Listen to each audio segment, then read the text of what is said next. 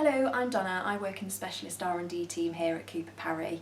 I've been working in R&D now for just over 10 years across a broad range of sectors, but I have a keen interest in manufacturing.